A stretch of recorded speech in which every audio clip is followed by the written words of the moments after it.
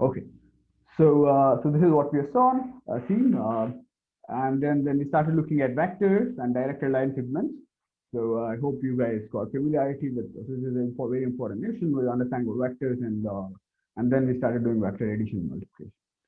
Okay, so this is quickly what vectors are. So vectors are related to these directional line segments, and as I said, uh, different direct line segments can give you the same vector. If you translate parallelly, so you'll have the same vector. Like although they have different starting points and ending points, they look geometrically different, but we consider them to be the same vector. So we only care about the magnitude and the direction. Hence, if two vectors have the same length and the same direction, even though they are at different places, we consider them to be the same vector. Okay, so that's the main idea. So we can all, so because of that, we can translate all our vectors and keep them at the origin. So if you have any vectors, AB, for instance, here, we can bring it to this OP. So we can always imagine that our initial point is the origin. So we can kind of translate our vectors. So because this vector is equal to all these parallel vectors. So you can, in fact, it's equal to this vector OP. Okay, so that's something about vectors. So these are some geometric things which give you direction and magnitude. Uh, so that's the geometric idea of vectors. So it's important to think of them geometrically. So although so certain things will be easy, doing it algebraically, it's just some computation, but you should have this idea of what things mean geometrically. Okay, so vector is this geometric idea of direction and the magnitude. Every vector has its direction and a magnitude, but then so the same thing can be has an algebraic avatar, which is that it has coordinate v1 and v2 and v3. So if you have the vector v1 and v2 and v3, so you write down, and if you think of it as starting from origin, then the end point of the vector will have coordinates v1 and v2 and v3. Okay. And similarly, if you start with some other point other than origin, x1, y1, and z1, and if it is moving towards x2, y2, z2, then the coordinates of the vector will be the difference of the coordinates. X2 minus x1, y2 minus y1, z2 minus z1. This is because with respect to the point P, Q is at x2 minus x1. If you, although the coordinates on the, with respect to the standard system is, these are, for Q is x2, y2, z2, but with respect to P, Q is at in the direction x2 minus x1, y2 minus y1, and z2 minus z1. If P was the origin, this would have been the coordinate. Okay, so that's the idea. So is the main idea is about, okay, one algebraic idea with this coordinate, but that just means that there's a direction and magnitude. Um, okay, so that's the first thing. So the geometry and algebra of this idea of vectors. And then you also want to do some things with these vectors. As I said, the first thing is to add the vectors.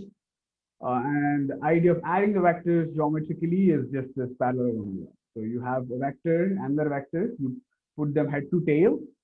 Like you have u and v here, you put them head to tail and then add the vectors. Okay, so that's what you do geometrically. It's geometrically it's this construction. This is very simple. So if you have one vector here, one vector here, adding will give you this vector. So this is a bar, b bar, and this is a bar, this b bar.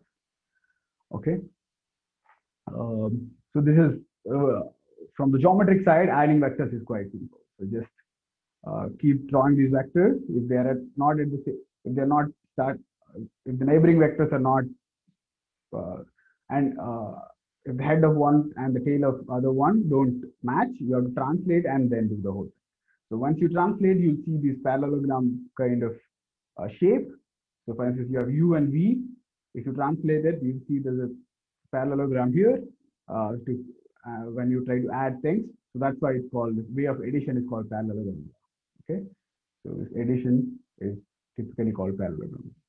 Okay, so that's the idea of addition geometrically, but the idea algebraically is quite simple. So you have u and v. You write the coordinates of u, coordinates of v, and if you want to get u plus v, you just add coordinates of it. U1 plus v1, u2 plus v2, u3 plus v3 will give you the sum of those vectors. Okay. Um, so again, so the main, I keep stressing this idea. So there's a geometric idea and there's an algebraic idea. So, For every notion we study in the course, you have to understand what is the geometry and what is the algebra. Here, geometry is this addition by shifting vectors and adding them head to tail, by putting them head to tail. And algebraic thing is quite simple. Just you add. If you have some numbers, which give you the components, you add those numbers.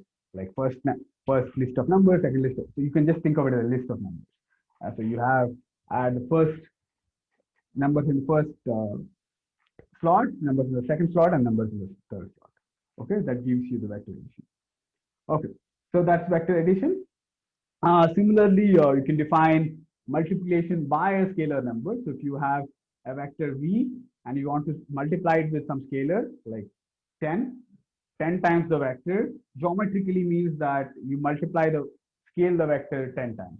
So if you have a vector u here, 2u will be the same vector along the same direction, but you'll multiply the length 2 times. Similarly, if you have vector u, minus 2u will be, minus means that you are changing the direction. So it will be the vector in the opposite direction. But the length is twice. Okay. So multiplying by a scalar just means stretching the vector. So if you multiply with 100, that means 100u will be like same direction with, but 100, the length of this will be 100 times u, should be quite big. Okay. So like some 4u will look like this. Okay, this is 4u. And similarly, minus 4u will look like this. It's an opposite direction as u, but the length of the vector is 4 times. Okay, so that's just geometrically it's quite simple of multiplication. You are multiplying just means stretching the vector. Okay, so it's sometimes if you have a negative sign, you actually like kind of flip the arrow. Otherwise, if it is just a positive, lambda is a positive number. If you want to, so 10 times lambda is just multiplying the vector 10 times, so which is scaling the vector 10 times. Okay, that's geometrically the idea of multiplication. And the algebraic version is quite simple again. If you have vector v and if you want to multiply it with lambda, so if you and v1, v2 are the coordinates of a vector. So the way you do multiplication is just multiply the coordinate wise. So v1, v2, v3. If you want to lambda v, we just multiply lambda v1 and lambda v2, lambda v3. So so it's quite simple. So 2 times v is 2v1, 2v2, 2v3. 3 times v is 3 times 3v1, 3v2, 3v3. Okay, so that's how. So scalar multiplication is quite simple. And there are some obvious properties of the vector operations. You can just u plus v equals v plus u plus v plus w is u plus v plus w. You can just add vectors as if you. So although these things are vectors, which are geometric things, you can kind of think like in terms of this algebra to do any like manipulation. They kind of behave like numbers. So u plus v is v plus u plus v plus w is u plus v plus w, u plus 0 is u minus u plus minus u is 0, 0 u is 0, 1 u is u, a times bu is nothing but ab times u, a times u plus v is au plus ab, a plus b times u is au plus b. So these are some simple things. It's just they follow from the definition. But we'll like when you have to manipulate vectors, we'll use these kind of, like for instance, you have to do some algebra with vectors, we'll kind of keep on using these kind of rules. We manipulate vectors as if they are symbols. You can just think of u and v as just symbols, although they mean geometrically they have some geometry. Okay, so let me do an example. So about vectors finally, and then we'll move on to dot products. So the question is, there's an airplane moving the direction of west of north at 800 kilometers per hour. Find the component of the velocity. Find the composite form of the velocity. Okay. So can you guys tell me what is the solution? So the west of north. So this is north. This is east. This is west. So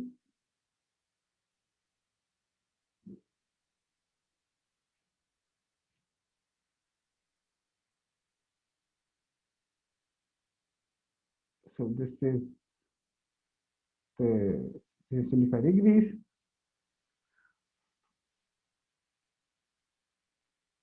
Can you tell me what are the, so now it's saying it is 800. Can you tell me what the components are?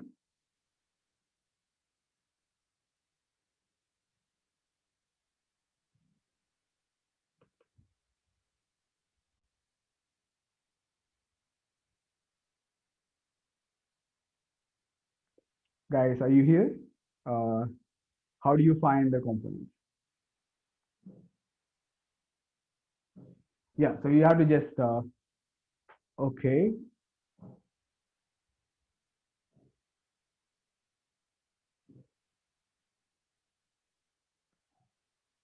let's see. So 800 sine 25, 800.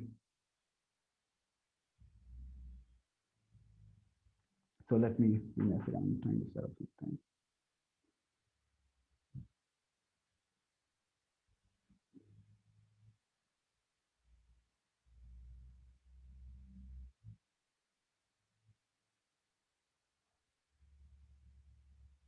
Oh, it's not north of west, it's west of north. Okay, yeah, so uh,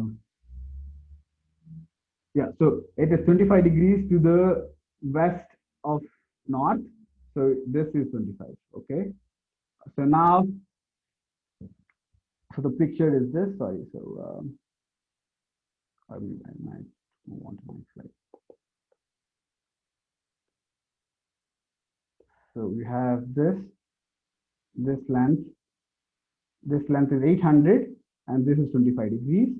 And we want to find the component of this vector. Okay, so yeah, to find the component, we need to find this length and this length. So what is this length? This is 25. So this length would be 800 cosine 25. This 100 is 800 sine 25 degrees. So therefore, the v or the velocity is, so can you tell me what it is? So in the x direction, it's negative. So minus 800 sine 25. And in the y direction, it is positive, cosine 25 degrees.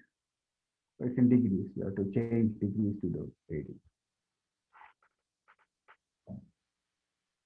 Yeah, so because we think of x, this is x-axis, this is a positive x-axis, this is positive y-axis. If the axis was different, if this was positive axis, then we would have had positive sign. Okay, questions on this? So under the standard axis x and y, uh, this has coordinates minus 800 sine 25 and plus 800 cosine 25.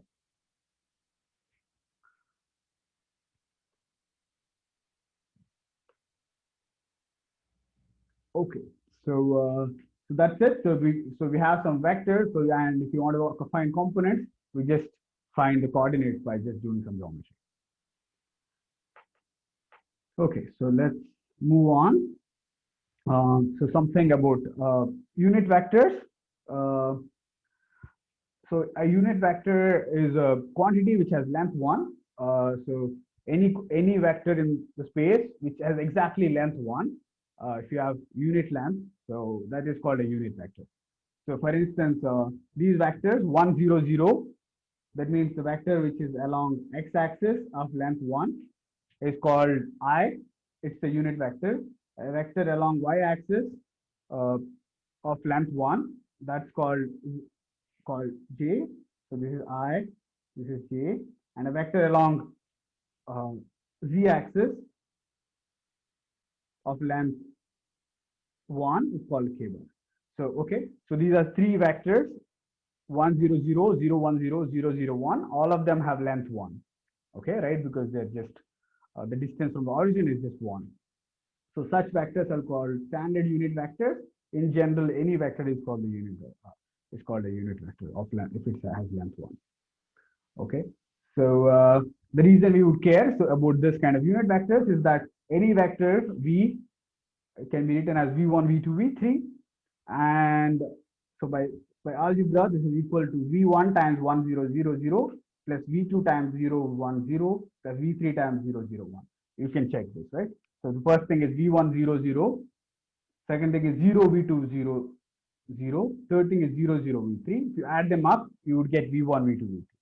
So that means that our vector V can be written as V1 times this vector, which I said is I, V2 times the second vector, which is J, and V3 times the third vector, which is K. Okay, so that's why V1, or any vector V1, V2, V3 can be thought of as V1 times I plus V2 times K plus V3 times K. Okay, so it's important to have this way of thinking as well. So this is one way of coordinates, but you can also write it in terms. So this is essentially like a different way to write things. So you can write it as V1, V2, V3, or you can write it as V1 times I plus V2 times J plus V3 times K. Okay, so this is a completely different way of writing the same vector. Questions on this? Just you can, so there's a geometric avatar to a vector. There are coordinates, and this is the third one. So this, the coordinates can be written in terms of V1 I bar plus V2 K bar and V3 K bar. So these are all the same thing. There are different ways to represent the same vector. Okay, so that's unit vector. For instance, can you find the unit vector in the direction from, so there's P1 here and some P2. Can you find P1 is given to be 101, P2 is given to be 320. Can you find the unit vector in the direction of P1 and P2?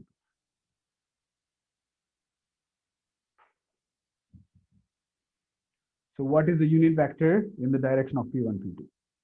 How do you find something like this? Okay, so let's do that. So first of all, P1, P2, what is the vector P1, P2? It's just, you compute the vector P1, P2, right? So this is 3 minus 1, 2 minus 0, 0 minus 1. So this is 2, 2 minus 1. Okay, so this is the vector, this is vector along from P1, P2. But this, what is the length of P1, P2? So this is, let's see if this is a unit vector. So what is the length of P1, P2? So 2 squared plus 2 squared plus 1. So which is 4 plus 4 plus 1, this is 3. Okay, so we have this vector which is of length 3 from P1 and P2, but we don't want a length 3 vector, we want a unit vector. So what do we do?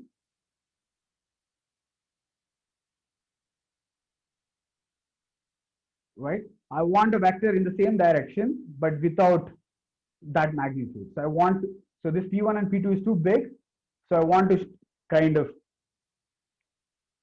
scale it down. So yes, so our vector, what we want would be just P1, P2 over 1 over 3, so that we can get the length to be, so 1 over 3 times this vector, which is 2, 2 minus 1.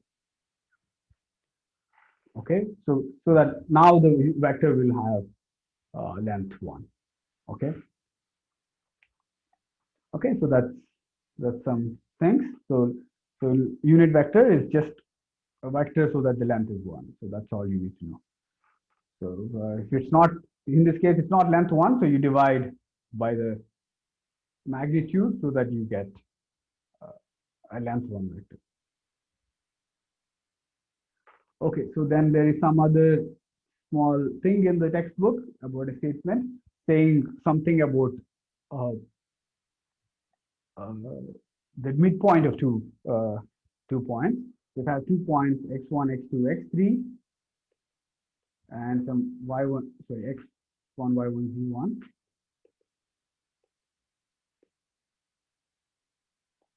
Right, someone gives me x1, y1, z1, this point, and some other point x2, y2, z2, and you want to find the midpoint of them. So a point that is exactly at half the distance.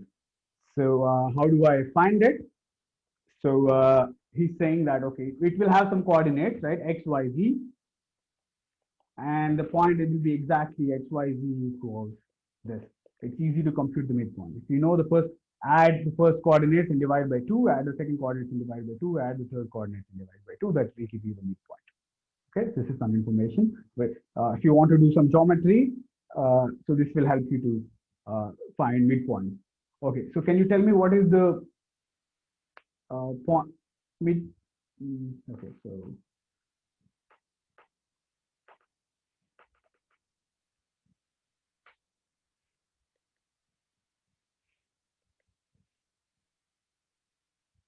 okay, sorry. So what is the midpoint of say 1, 2, 3, and 4, 0, 1? What is the midpoint?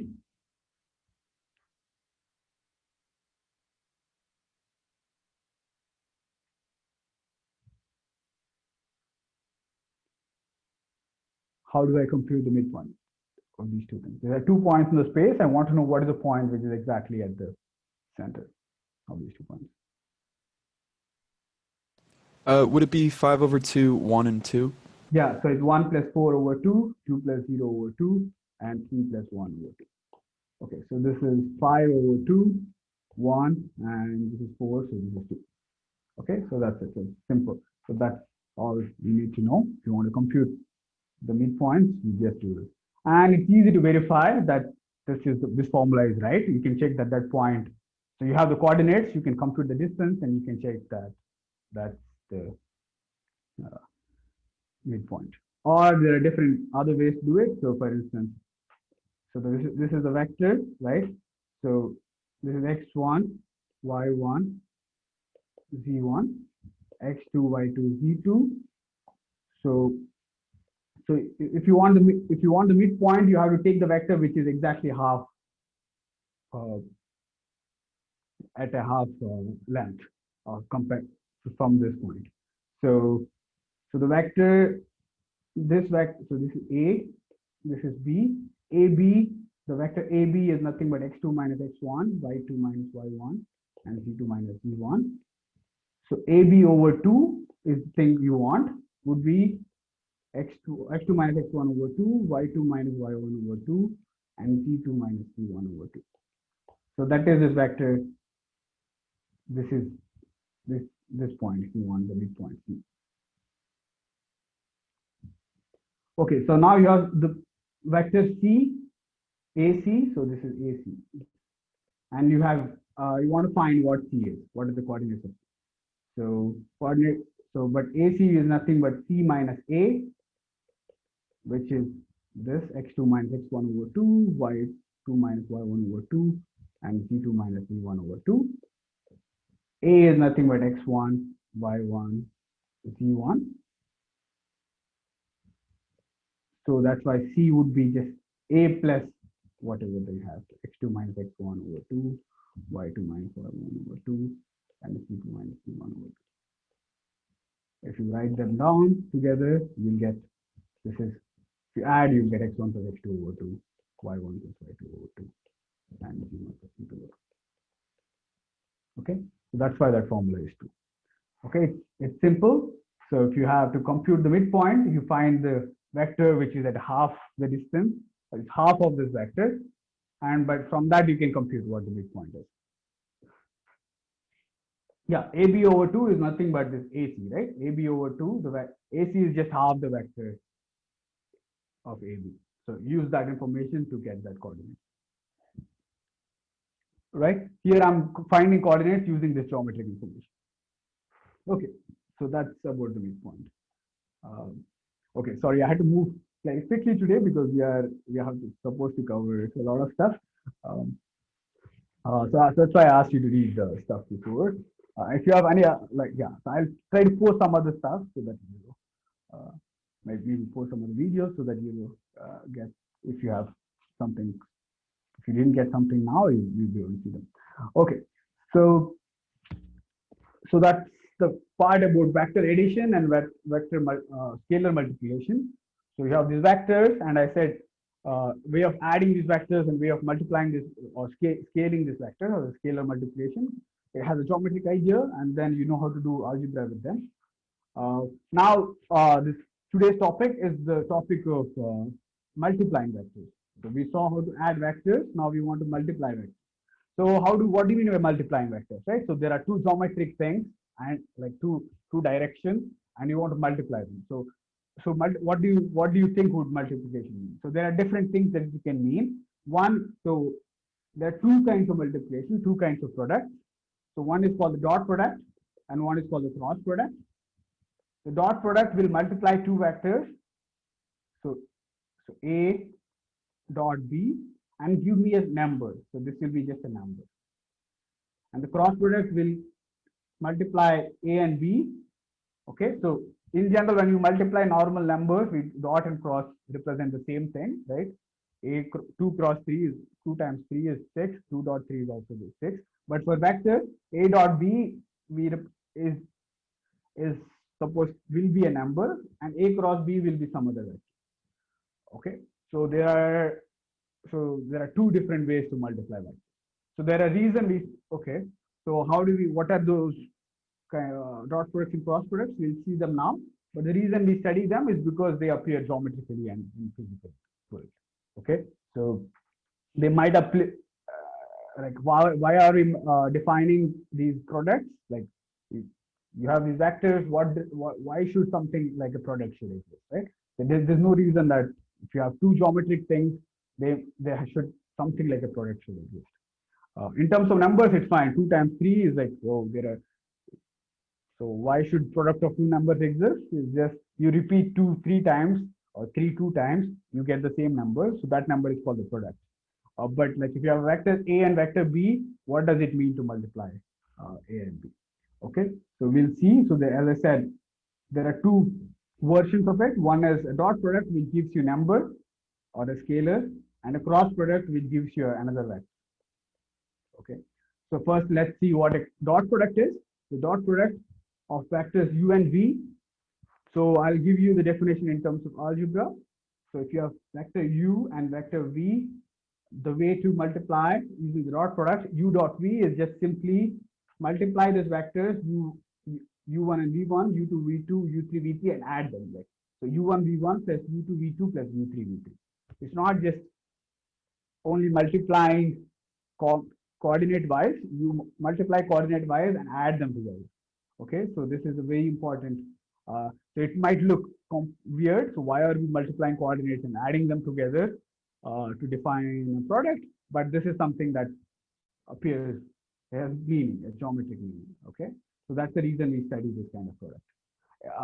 Is the dot product, the definition of dot product clear? If I have given a vector u and given a vector v, I multiply vector u and v by just using this formula, u1 v1 plus u2 v2 plus u3 v3. Okay, so example. So can you tell me what is the dot product of 1 2 3 and 0 4 negative 1? So let's see. So u dot v will be nothing but the first coordinate times the first coordinate plus second coordinate times the second coordinate plus the third coordinate times the third coordinate. So this is 0 plus 8 minus 3. So this is 5. Okay, so that's how you do the dot product. It's quite simple. So if you have u and v, multiply first coordinates, multiply second coordinates, multiply third coordinates, and add them together. That's the dot product. Okay, so there are some properties of the dot products that we want to understand. So if you multiply a 0 vector,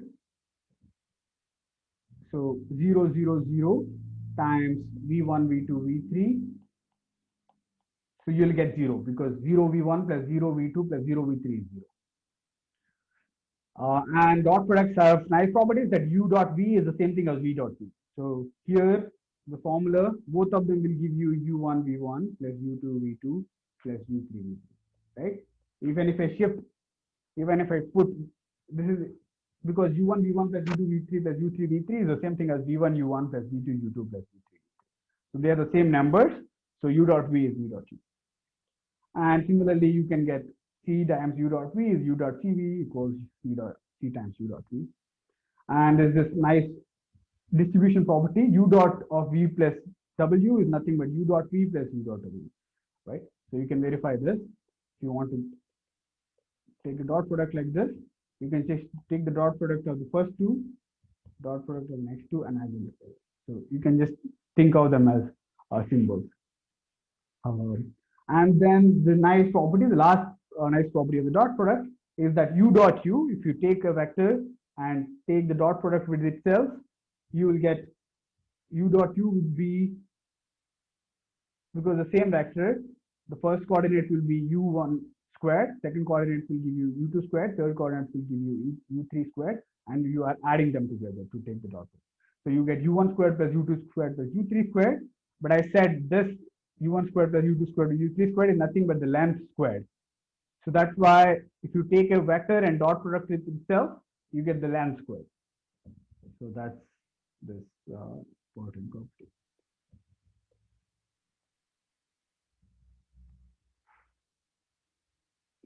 Okay. Questions on this?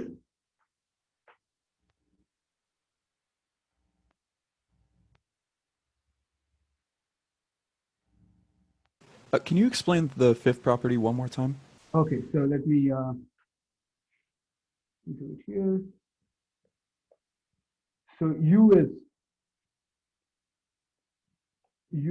nothing but say u1, u2, u3. Again, u is nothing but u1, u2, u3, right? The same u. So you're taking u dot u, the dot product will be now take the first. So by applying the formula is u1 times u1 plus u2 times u2 plus u3 times u3. So this is nothing but u1 squared plus u2 squared plus u3 squared, right? And but I know that this is nothing but the length of u whole square. This is from somewhere else, right? Okay, yeah, that's perfect. Thank you. So u dot u will be just the length of u whole square. Okay, so that's about the dot product. So again, as I said, the dot product algebraically is quite simple. It's this formula. You just multiply given some coordinates, you can easily compute the dot product. Okay, so that's first thing to know. It's some easy expression in terms of u1 and v1. So you write, this is what you compute, how you compute the dot product. Okay, but why do we care about the dot product? What does it mean geometrically? How did we find this? So the dot product has the main properties of the dot product are that if you want to compute the dot product as is related to the geometry. So how does it relate to the geometry? The first thing is that if one of the vectors is a unit vector, that means one of the vectors has a length 1, then the dot product will give you the projection of u onto v. So what is the projection of u onto v? So this is v and this is u. So if you compute the projection, that means project u onto v. So that is you project it here. So this length that you get, the projection length, is u dot v. This is u dot v. So the length of the projection will give you u dot v. Okay. So that's the meaning, geometric meaning of the dot product. Okay. Similarly, again, but the projection length is equal. You can relate this projection length to the angle. So if this is theta, we know that this. How do you so and this the length of this is u and say this is yeah. So we can see that this projection length is related to cosine of the so u dot v is the projection length. It can be related to uv. It can be written as uv cosine theta. Okay, if v is 1. If v is 1, this is u cos theta. So I'm assuming that v is 1, right? It's unit vector. So u dot v is u cos theta, which is the length that you see here is the projection length, because u is this vector. Okay, so that's the geometry of the dot product. I'll come back to it, but I'm just saying that the dot product can help us to compute some lengths, projection lengths.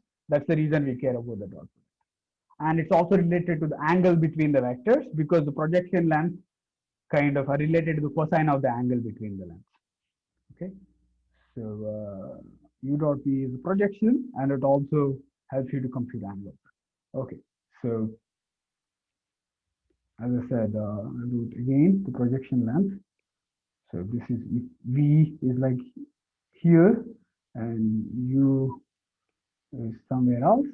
This length is the projection length.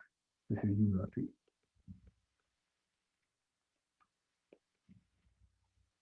Okay, if I'm assuming the length of V is okay.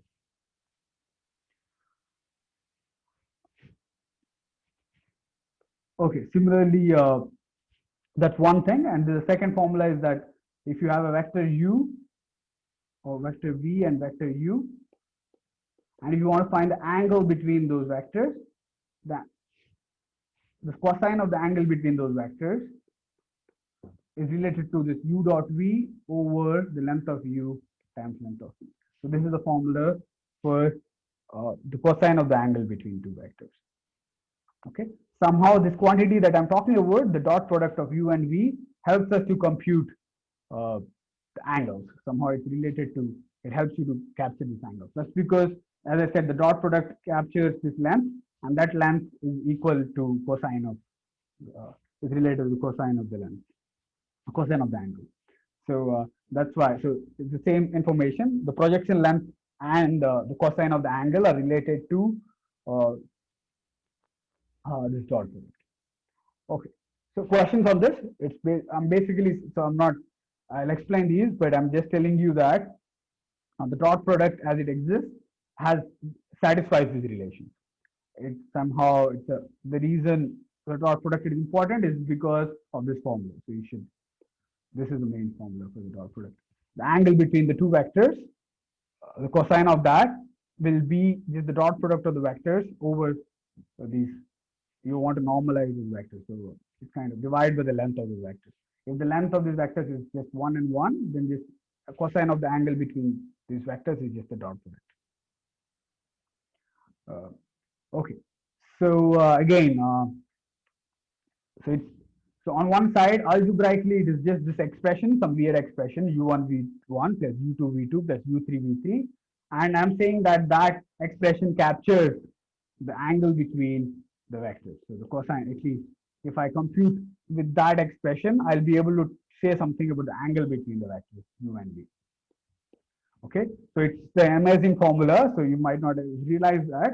I'm saying just using some very simple algebraic things, I can actually compute the angles between those vectors. Okay, so I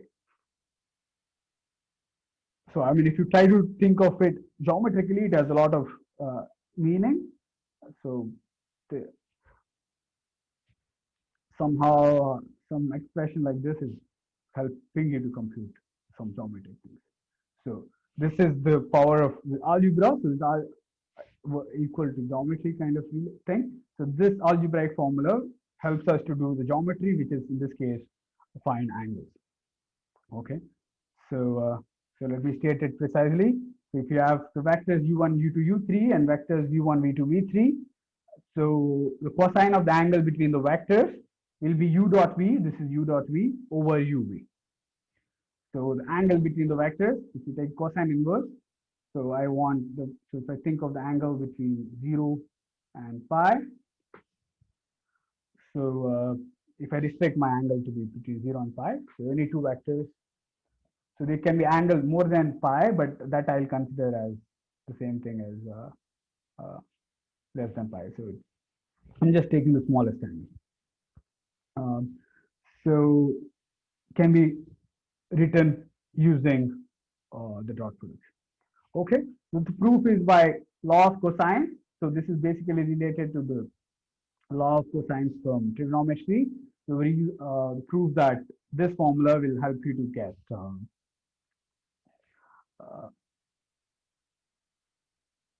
cosine of the angle. Okay, so again, so let me stress it again. So there is a way to compute the dot products, which is this u1 v1, u2 v2, u3 v3. It's a completely algebraic way to do it. But if you do that, you are essentially recovering the angle, which is a geometric notion. And how is this, in this case, and understanding how is this geometric idea and how is this algebraic formula related? has some needs, some proof, and that proof comes from this law of cosine. I'll probably talk about, so today I want to move on to other stuff, but I'll talk about it in the next class. You can read it if you want. It's in the textbook. It's just a simple proof to give you this formula. If you know what the law of cosine is. Law of cosine helps you to, if you have the side A and side B, and if you have angle between those sides, the law of cosine will help you to find the length of the third side. Let's say this is some other side. Okay, so law of cosine is about relating the length of the third side using lengths of the other sides and the angles between them. So if you use that, you'll be able to get this formula. Okay, so anyway, so the point is this. So, so from the algebraic standpoint, the dot product of two vectors is just this formula. U dot v is u1 v1 plus u2 v2 plus u3 v2. From the geometric point, it's this formula. So it's saying that u dot v is, again, there are different ways to write it. Cosine theta is u dot v over u dot v, or you can write it as, I can bring this here and I can write u dot v as uv cosine theta. So these are two different ways to think of the same dot product. Okay, this first thing is completely algebra, so it's using coordinates. Second thing is relating the dot product to the geometry, which is angles between those vectors. So that's why this is a geometric idea of the dot product. This is the algebraic idea of the dot product, and they are equal. So that needs some explanation, and that happens by law of cosine, the fact that they're equal. It's really interesting that they're equal. So there are many other geometric notions which can't be easily captured by some formulas like this. But here, somehow, angles can be captured by simple formulas. Okay, so another aspect. So because of this formula, as I said, u dot v is length of u, length of v times cosine theta. So what happens if the vectors are orthogonal? That means orthogonal vectors are vectors such that they're perpendicular. To have two orthogonal vectors means that it's a different name for perpendicular vectors. Okay, orthogonal just means perpendicular vectors. So you want to understand what is the dot product of two perpendicular vectors. So you can, as I said, now we'll use it to, if in terms of algebra, you might have to do a lot of algebra to compute the dot product. But in geometrically, u dot v is uv cosine theta. But because they are perpendicular, that means they are at 90 degrees. So it's uv cosine 90 degrees, which is just 0. Okay, so if you have two perpendicular vectors, you know that the dot product is 0. So that's how, so this is a really important fact. So the dot product of any two perpendicular vectors is just 0. Okay, so because of this formula.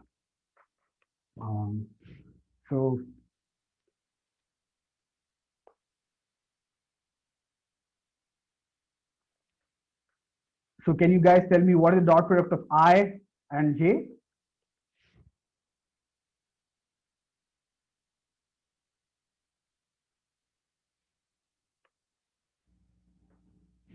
Yeah, so so one way to think of it is geometrically, right?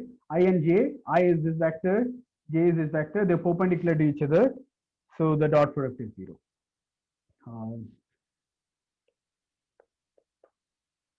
So dot product. So let's say I and J, because they're perpendicular, it is 0. What about, say, J and K? So that they are also perpendicular, right? J is along y-axis, K is along. Now let's tell me what is the dot product of I and say I plus K. Can you tell me what this is? What is the dot product of I and I plus K?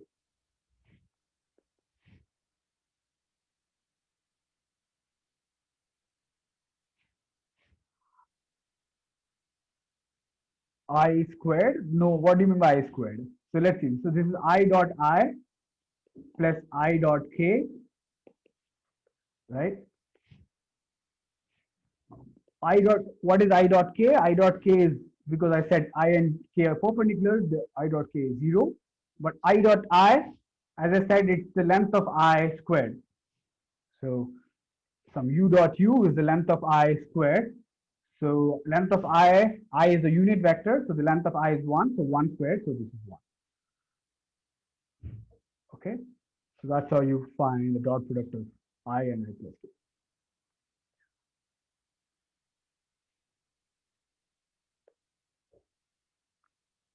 Now let's do this problem. So can you tell me what is the angle between these vectors 4i, 2j, and k, I minus 2j plus k? So solution, I want to find the angle between these vectors. So it looks quite complicated, right? So I have two vectors, so 4, 2. So I want to visualize the angle between the vectors. But somehow this dot product helps you to do it easily. So cosine of this theta, so the dot product formula says that u dot v is just u v cosine theta. So now let's find all these quantities. So what is u dot v? Can you tell me what is the dot product of those vectors?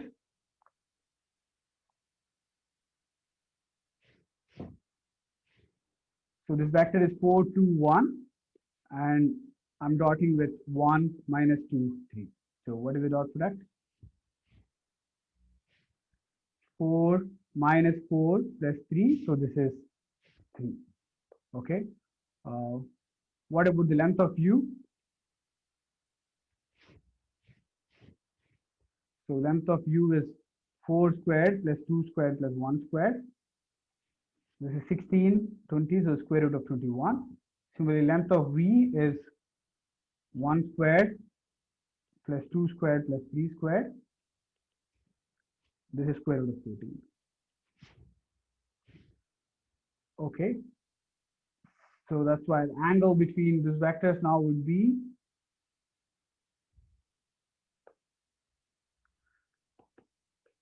angle between vectors.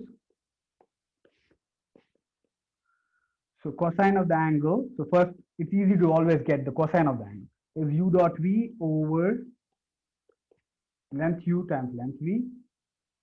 So u dot v we found is 3. Length of u is square root 21. Length of k is square root 14. So that's the cosine of the angle. So the angle would be just cosine inverse of this 3 over square root 21 times square root 14. Okay, so that's how you find the angle. So if I if you give me some, so if you give me some vectors v1 and v2, v3, u equals u1, u2, u3. So the cosine of angle is just nothing but u1. The dot product is u1, v1, u2, v2, u3, v3 over the length. The length would be u1 squared plus u2 squared plus u3 squared, and v1 squared plus v2 squared plus v3 squared. Professor, I had a question. Yeah. So would we require to give like an exact answer for an angle during the exam? No. It depends. If the angle, if the answer comes, so to be simple, you would need an exact answer. But if here it won't be a simple answer, right? If cosine theta is something that you know how to, if you can compute the cosine inverse directly, if it is one of those simple angles, then you are expected to. Otherwise, you're not. Okay, thank you. Okay, so that's the thing about dot product. So the main idea, again, are these two formulas. So one formula is about computing the dot product algebraically. Another formula is relating the dot product to the geometry, which is that dot product is equal to u times v times cosine theta. Okay, so let me. So this is a similar problem. So if I want to, someone is asking, so there's a triangle A, B, and C in the space, and he's trying to find the angle BAC. So that is BAC. So this is the angle. So how do you find this angle BAC? So any ideas? So I have this point in the space. This is 1, 2, 3. This is sorry. This is 1, 0, negative 1. This is 1, 2, 3, and this is 0, 1, 1. So you want to find the angle, this angle here. What is that angle? So how do I find the angle?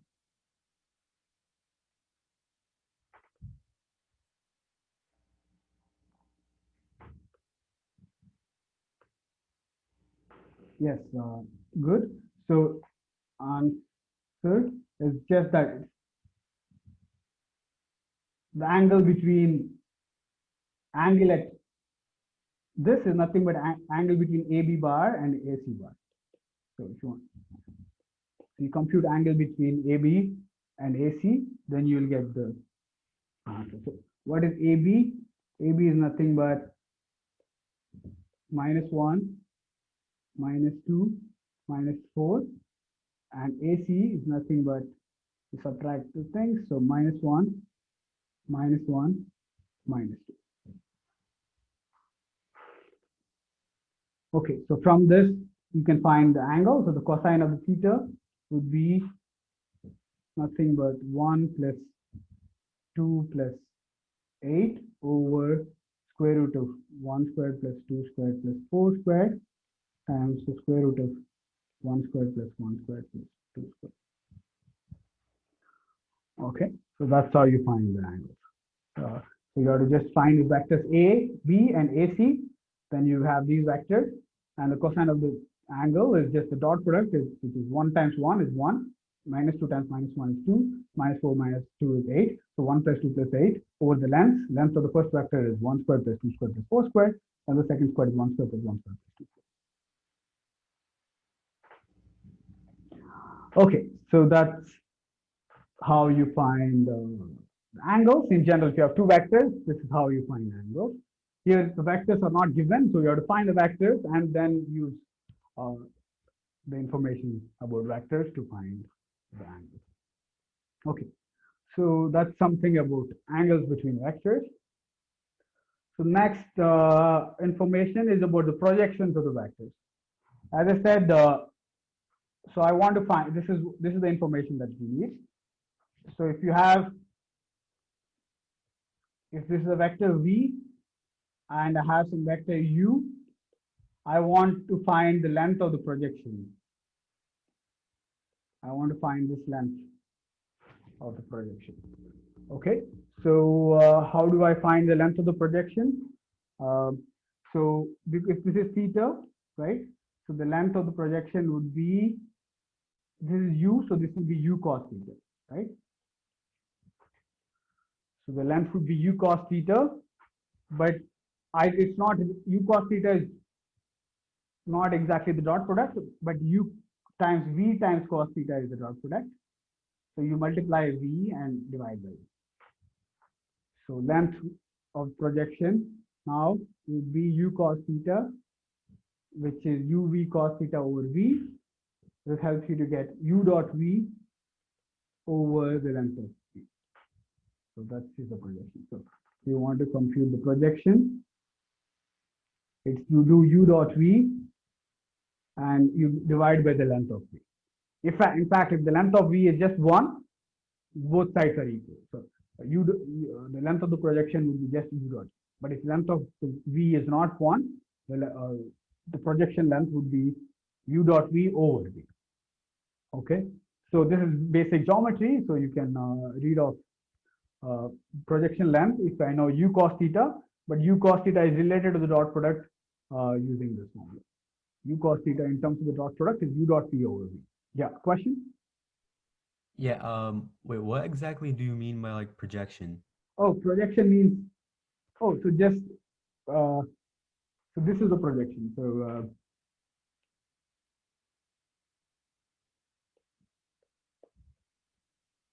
you have any vector, just think of it as just, you have any, so this is your line. So now you want to perpendicularly do this. So just imagine that it's like, if you shine some light, everything will just project here, right? So the light is falling perpendicular to the second line, so this would project onto this. Okay, That's thank here. you. Yeah. That's, yeah. So that this kind of length is called the projection length. So you want to find, so if this is u, so this angle is theta, the projection length is u cos theta. That's simple, right? Using the geometry, it's quite simple. If you have a length u, and if you know the angle, the projection length would be just u cos theta. But how is u cos theta related to the dot product? As I said, u cos theta is not the dot, the length of u cos theta is not the dot product. U times v times cos theta is the dot product. Is u dot v. That's why the length u cos theta will be just u dot v over the length of v. Okay. So that's how we do projection. So projection is quite related. It's essentially like the dot product, but we have this annoying w, the annoying length of v. That's because if length of v is not 1, they are not equal. So you have to, if they're 1, they're equal. If they're not 1, you have to add this extra factor.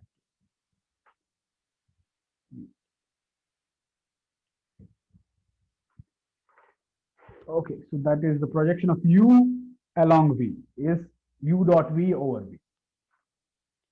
Okay, so the thing is, if you have two vectors, say this and this, the projection of one along other and the projection of another, so u along v will be different from the projection of, this is the projection that you get if you project u onto v. But if I project v onto u, so I'm trying to project this v onto in that direction, so I'll get this is the projection length. So these lengths are quite different because first projection length would be u dot v over v. So that is this length, but this length would be u dot v over u. So the denominators are different, so the lengths are different. Geometrically also it's clear. Projection of one guy will be completely different from the projection of the other. Okay.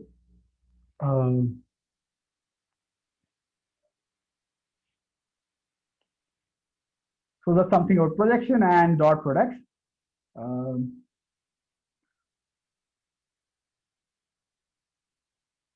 So in general, like, okay, if the vector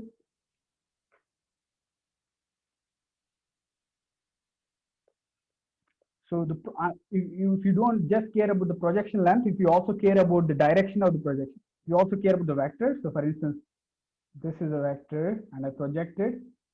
So you have this length.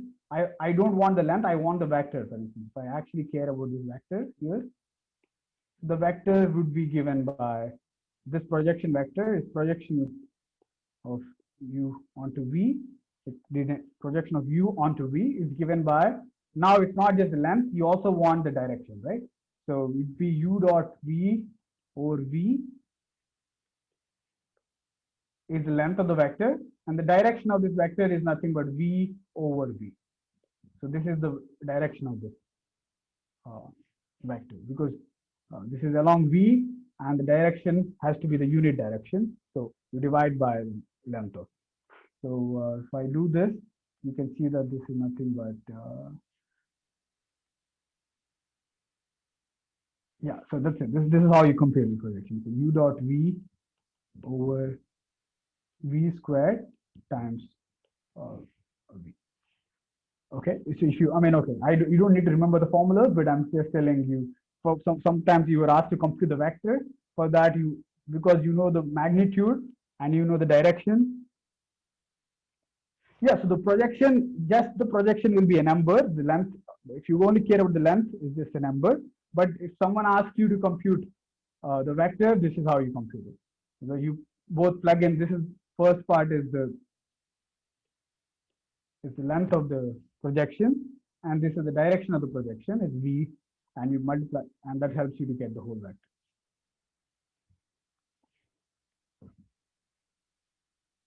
Okay, so for instance, these are different ways to, if you care about the projection vector, this is the formula. If you just care about the length, this is the formula. Okay.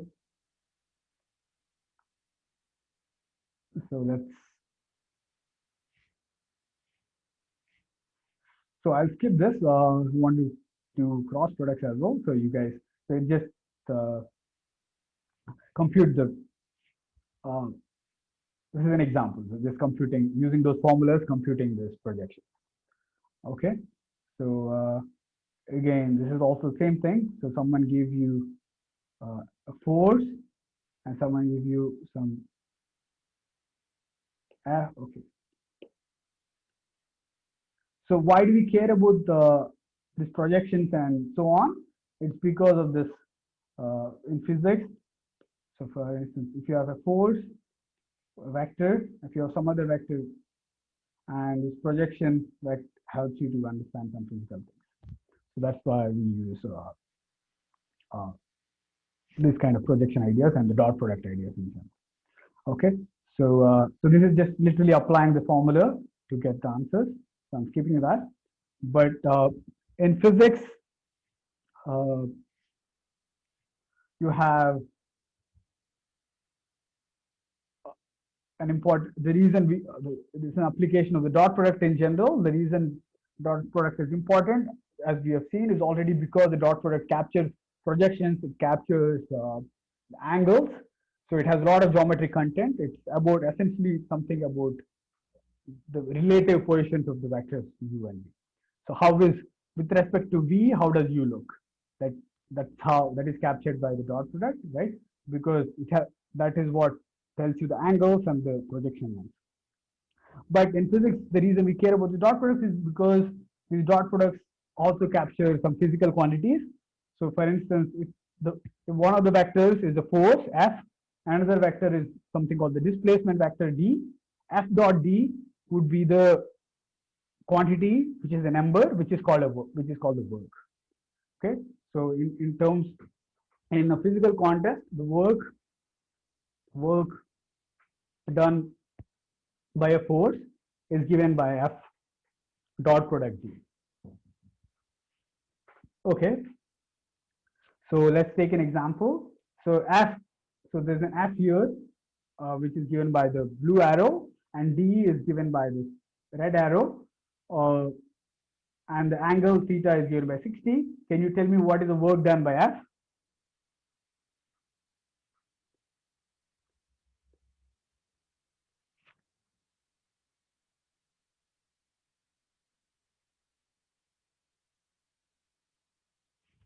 Okay, so work done by F is just F dot D is nothing but length of F times length of T times cosine theta. So length of F is 40, D is 3, cosine 60 is so 60 joules. Okay, so that's how you compute these dot products. So these are important quantities. So this is the work done. So this quantity that you compute is called the work. It's literally the dot product. You have to compute F dot D, which is F D cosine theta. Okay, so that's some application of the dot product. Again, so I just want to repeat. The dot product is a way to is a certain kind of product. It has a formula in terms of the coordinates. You just multiply the coordinates and add them, individual coordinates, and then add them together. So u1 v1 plus u2 v2 plus u3 v2. So that's one way to compute dot product. And the way to compute dot product is just that it is dot product of u and v is u length of u times length of v times cosine of the angle between them. So these are two different formulas, and you play both.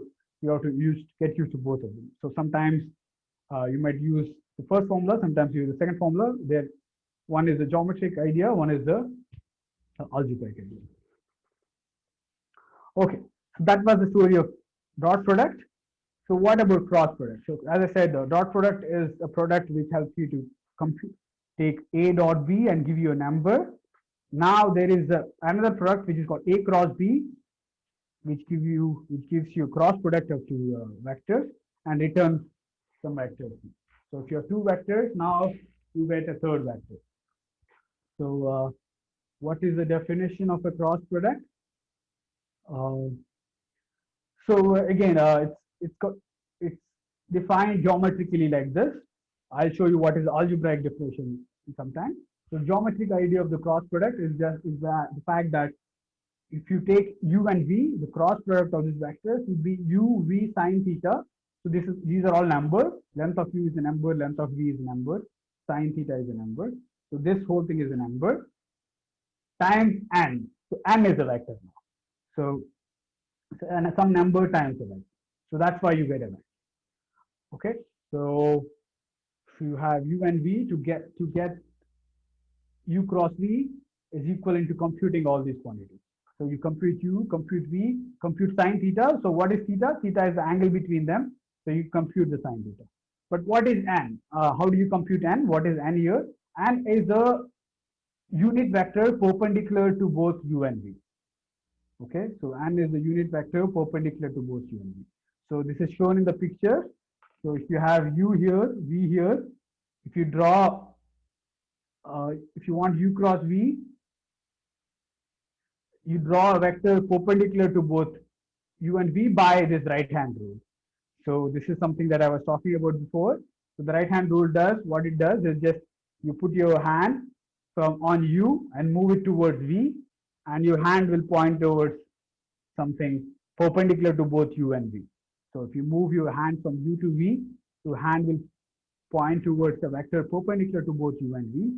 That's called the unit perpendicular vector, n. Okay. Any questions about what n is? So n is this vector which is perpendicular to both u and v. And the way you can get it's by the right hand rule. So if you move your hand from u onto v, the vector you get is the vector which is perpendicular to both u and v. Okay. So because of this rule, u cross v is different from v cross v. If you move your hand from u to v, you get a hand, you might get your hand, say for instance, in this picture, if you move from u to v, your hand is on the top of this plane. But if you move your hand, trying to move your hand by putting from v to u, your hand will point towards the bottom of the plane. So this direction is pointing towards u cross v, which is the cross product of u and v, but the other direction is v cross u. So u cross v and v cross u are in the opposite direction. They're not the same vector. So u cross v is above the plane, v cross u will be below the plane, because to do v cross u, you have to move your hand from v to u, and then but to do u cross v, you have to move your hand from u to v. So these two ideas are completely they're similar, but one will point in a completely different direction towards the other direction. So that is the cross product. So the cross product is defined using this whole setup. It is kind of, it looks slightly complicated if you haven't seen it before, but it's simple. So it's very similar to the dot product in the sense that instead of uv cosine theta, you have uv sine theta, as that's the length of that vector. But the direction of this vector is by this right hand rule. So if you move your vector from u to v, so you will get a vector which is perpendicular to both u and v. So that vector is u cross v. If you move it from v to u, you will find a vector which is perpendicular to v and u. So that will be in the other direction. So u cross v will be up in this picture will be above the plane. V cross u in this picture will be below the plane. Okay, questions on this about the cross product?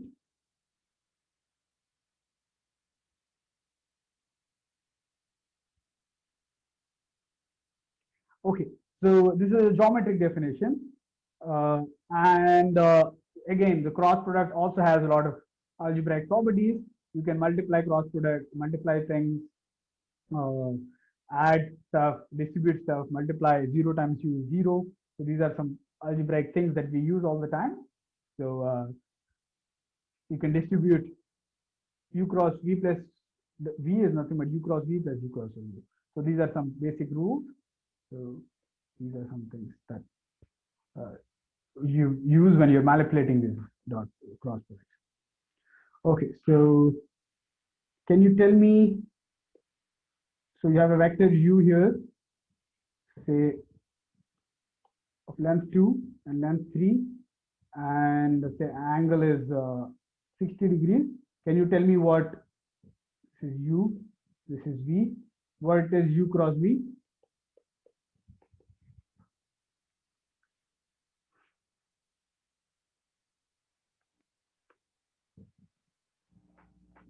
Okay, so the u cross v will be a vector perpendicular to the plane of this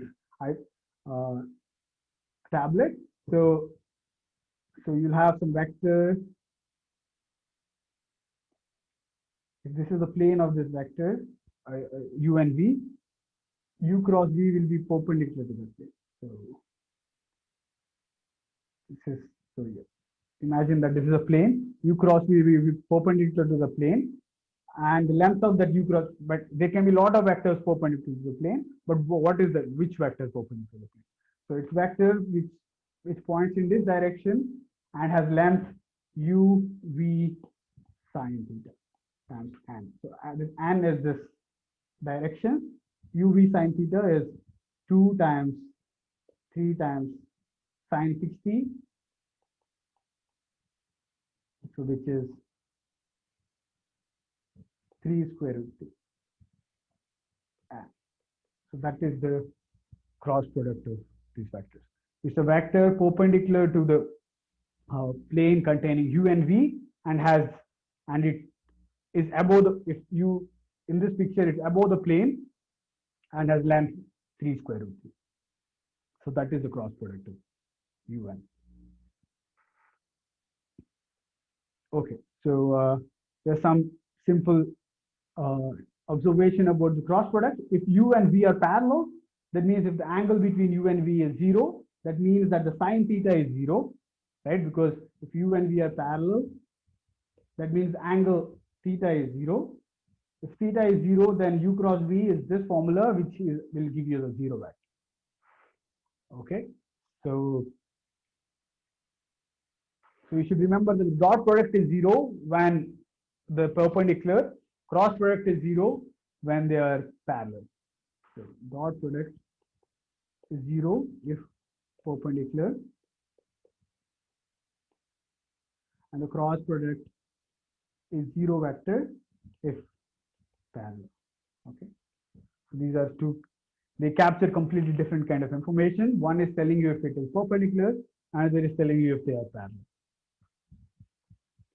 Okay, so again, let's see what these ideas mean. The cross product, as I said, is defined by this formula, u cross v. The length of this u cross v is given by uv sine theta, and the direction is given by a direction which is perpendicular to u and v, and whether it is one way or the other way is determined by the right hand rule. If it is u cross v, it is, you have to move from u to v and see the direction. With v cross u, you have to move from v and to u and you see the direction. Anyway, so but why is this? So you can consider so many. So if you want a vector perpendicular to both v and u, you can consider a lot of vectors perpendicular to v and u, right? If you have any two vectors like this, I can consider a lot of vectors. Every vector in that direction will be perpendicular to both v and u, right? On the plane, I can consider so many vectors perpendicular to that plane. But why this particular length? Why are we considering uv sine theta? What does uv sine theta mean? So the uv sine theta essentially captures the length, the area of this parallelogram. If you write u to have v, if you have these vectors u and v, and if you compute the area of the parallelogram determined by u and v, this area, you will see that that is uv sine theta. Okay, that means cross product is helping you to compute this area, or is basically the area of this parallelogram that is determined by this vector. Okay, so geometry. So that is a geometric idea of cross product. Just like dot product is related to projections, cross product is related to the area given by these vectors u and v. Okay, so that's the information about the cross product. Question from this. So geometrically, it is a vector whose height or whose length is the area of this parallelogram, and the direction will depend on whether you are taking u cross v or v cross v. If it is u cross v, will be in this picture will be above the plane, because you have to move from v, so u to v, so you move like this. So that means if you have to, when you try to move from u to v in this picture, you'll have your finger will point towards the uh, towards the top of the plane. So that's why it is a vector whose length is the area and the height or the direction is given by this right angle. So that is the cross product. Okay, so that's the first information about the cross product. And the second information about the cross product is this way to compute what is the formula for cross product. Just like we have a formula for dot product, there is a formula for cross product, which is this. So if you have u1, u2, u3, and v1, v2, v3, the cross product of u and v is given by this formula. It's a vector, so it is given as a vector, but it has a weird formula: u2 minus v3 minus v3 minus u2 I minus u1 v3 minus u3 v1 k plus u1 v2 minus u2 v1 k. So this is called the determinant formula, and it's written in this way: I j k u1 u2 u3 v1 v2 v3. So that's called the determinant. We'll talk about determinants in the next class, but to compute the cross product, this is how you compute the cross product. Okay, so if you use that formula here, we can compute the cross product. We'll continue with this in the next class, but again, so please review your dot products and cross products one. Dot product helps you to compute geometric angles and projections. The cross product is it's a vector. It's a very important distinction between cross product and dot product. It's a vector which points towards the direction which is perpendicular to both u and v, and has the length. The length of it is just area determined by u and v. The area of this parallelogram determined by u. Okay, so that's the information about cross product. This is the geometry of the cross product. We'll discuss this formula to compute.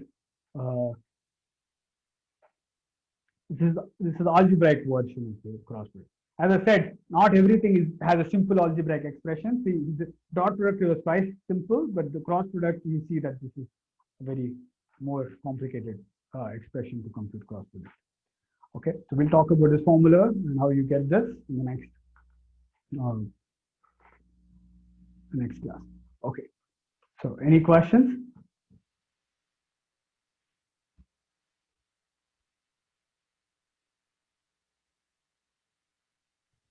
Excuse me?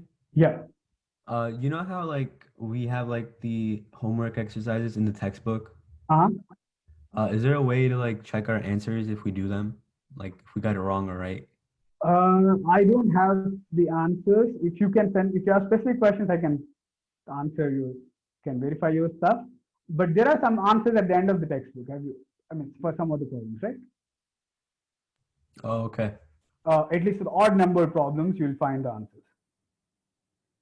Okay, thank you. For even numbers, if you want, we can discuss. Yeah.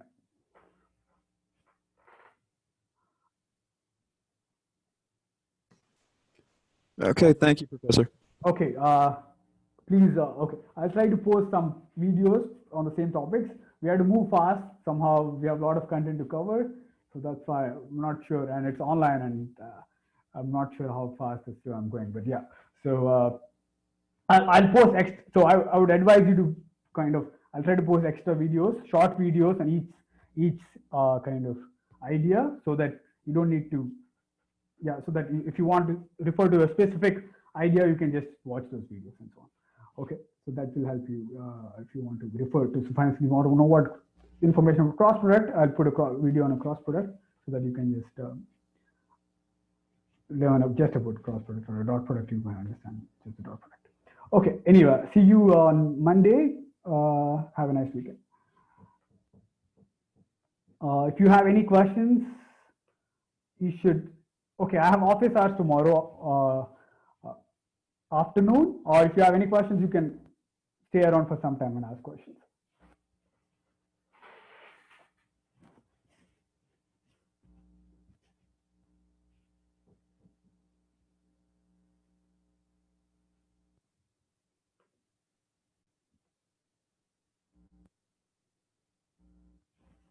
Any questions?